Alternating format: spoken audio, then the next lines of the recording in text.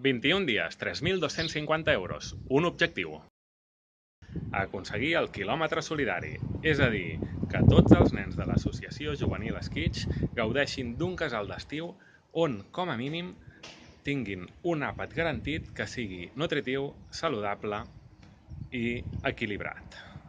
Avui comencem el resum de la quarta setmana d'aquest quilòmetre solidari.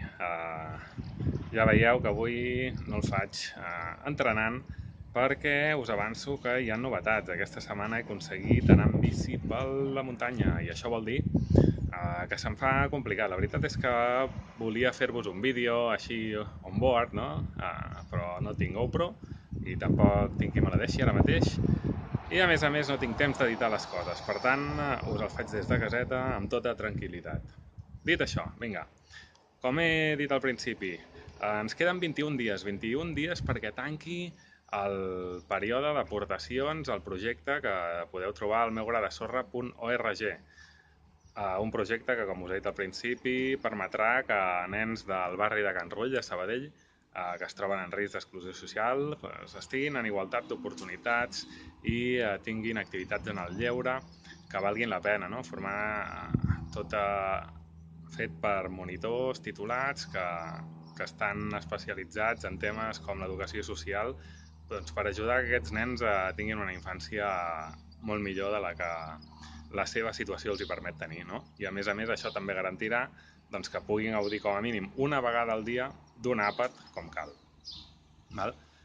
Respecte a l'entrenament, què voleu que us digui? La cosa va molt bé.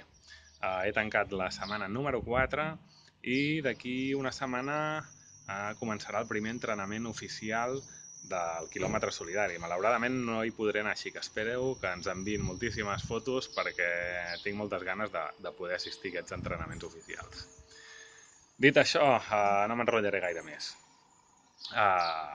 Recordeu que a sota el vídeo hi trobareu descripcions per informar-vos de tot aquest projecte, per poder fer donacions. Si no podeu fer donacions no hi ha cap problema.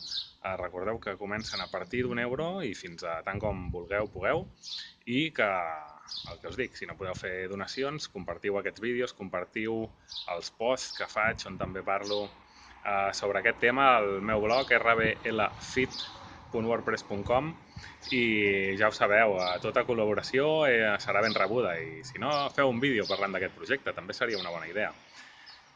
Dit això, a tots els meus subscriptors, dir-vos que no patiu, que en breu tindreu vídeos també de gameplays i d'aquelles coses que feia fins fa poc normalment.